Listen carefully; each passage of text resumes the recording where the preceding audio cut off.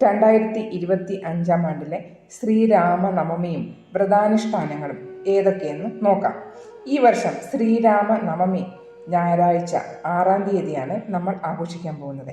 ശ്രീ മഹാവിഷ്ണുവിൻ്റെ ത്രേതായുഗത്തിലെ പൂർണ്ണ അവതാരമാണ് ശ്രീരാമൻ. ചൈത്രമാസത്തിലെ വെളുത്ത പക്ഷത്തിൽ നവമിയും പുണർദം നക്ഷത്രവും ചേർന്ന ദിവസം മധ്യാഹ്ന സമയത്ത് ഗ്രഹങ്ങൾ ഉച്ചത്തിൽ നിൽക്കുമ്പോൾ കർക്കിടക ലഗ്നത്തിൽ കൗസല്യതനയനായി ദശരഥ നന്ദനായി അയോധ്യയ്ക്ക് പൊൻദീപമായി ഭഗവാൻ ശ്രീരാമൻ അവതരിച്ചു. ഹരേ കൃഷ്ണ. പുതിയൊരു വീഡിയോയിലേക്ക് എല്ലാവർക്കും സ്വാഗതം. അപ്പോൾ ഇത്തവണത്തെ രാംനവമി നമ്മൾ ആഘോഷിക്കാൻ പോകുന്നത് 6-ാം തീയതിയാണ്. രാംനവമിയുടെ ഡേറ്റ് എന്തെന്ന് വെച്ച് കഴിഞ്ഞാൽ 5-ാം തീയതി, അതായത് ശനിയാഴ്ച വൈകിട്ട് 7:26 മുതൽ 6-ാം തീയതി, അതായത് ഞായറാഴ്ച വൈകിട്ട് 7:22 വരെയാണ് സമയം, നവമിയുടെ സമയം. അപ്പം നവമിയുടെ പൂജ ചെയ്യേണ്ട സമയം എന്ന് പറഞ്ഞു കഴിഞ്ഞാൽ ഞായറാഴ്ച രാവിലെ 11:06 മുതൽ ഉച്ചയ്ക്ക് 1:39 വരെയുള്ള സമയം നല്ല സമയമായിട്ടാണ് കാണുന്നത്. അപ്പോൾ ഈ സമയം നിങ്ങൾക്ക് പൂജ സമർപ്പിക്കാവുന്നതാണ് ഭഗവാന് വേണ്ടി. അയോധ്യയ്ക്ക് പൊൻദീപമായി ഭഗവാൻ ശ്രീരാമൻ അവതരിച്ചു. ഭഗവാന്റെ ജനനത്താൽ പവിത്രമായ ഈ ദിവസം ശ്രീരാമനവമിയായി അറിയപ്പെടുന്നു. ആർഷഭാരതത്തിൻ്റെ ആദർശ പുരുഷനായി ഭഗവാൻ ശ്രീരാമൻ അറിയപ്പെടുന്നു. ധർമ്മിഷ്ഠനായ ചക്രവർത്തി എന്ന നിലയിലും ഇന്നും ശ്രീരാമനും രാമരാജ്യവും രാമനീതിയും പ്രാധാന്യം അറിയിക്കുന്നു.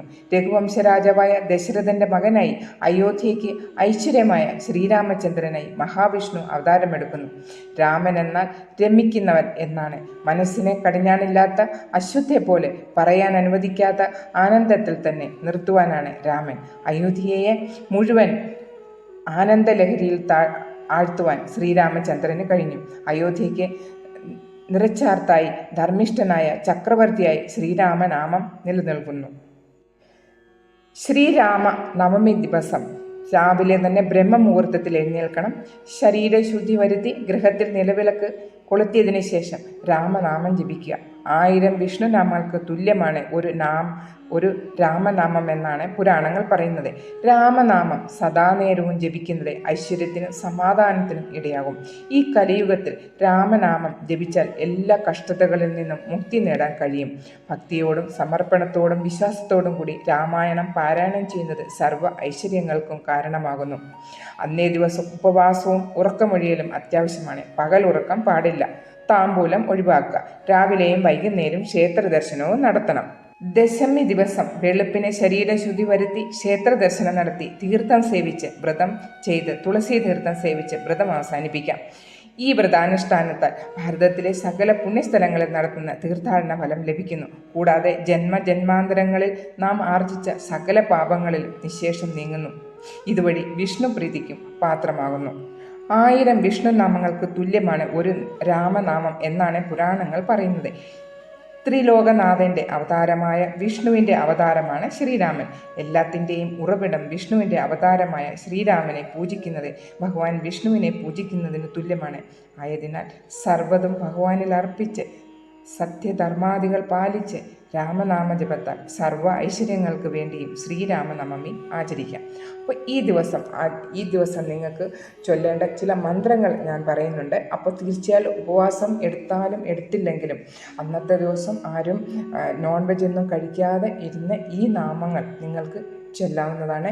അതുപോലെ തന്നെ വീട്ടിൽ കുട്ടികളുണ്ടെങ്കിൽ അവരെ കൊണ്ടും ഈ നാമങ്ങൾ അന്നേ ദിവസം നിങ്ങൾ ഒരു 108 പ്രാവശ്യമേലും ചൊല്ലണം. അപ്പം നാമങ്ങൾ ഏതാണെന്ന് നോക്കാം. ആദ്യത്തെ മന്ത്രം എന്ന് പറഞ്ഞാൽ രാമമന്ത്രം തന്നെ. ഇത് അതുല്യവും മുക്തിക്കും മോക്ഷത്തിനും ഉള്ള ഒരു മഹാമന്ത്രമാണ് രാമമന്ത്രം. രാമൻ്റെ നാമം തന്നെ ഇതിൽ മുഴുവൻ സൃഷ്ടി ഉൾക്കൊള്ളുന്നു. ഇത് ഒരു ഔഷധം തന്നെയാണ്.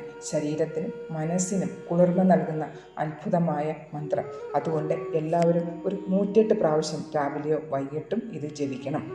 അടുത്തത് ഓം രാമായ നമഃ. വിപത്തുകൾ മാറിക്കിട്ടുന്നതിന് വേണ്ടി ഇത് സഹായിക്കുന്നു. ആരോഗ്യം തിരിച്ചു കിട്ടുന്നതിന് വേണ്ടിയും. അടുത്തത് ശ്രീരാം ജയ റാം ജയ ജയ റാം. ഇത് ദുഃഖത്തിൽ നിന്നും മറികടക്കുന്നതിന് വേണ്ടിയും. ഓം രാമ ചന്ദ്രായ നമഃ കളഹങ്ങളും ക്ലേശങ്ങളും ദൂരീകരിക്കുന്നതിനും വേണ്ടിയും ഇത് ജപിക്കാം.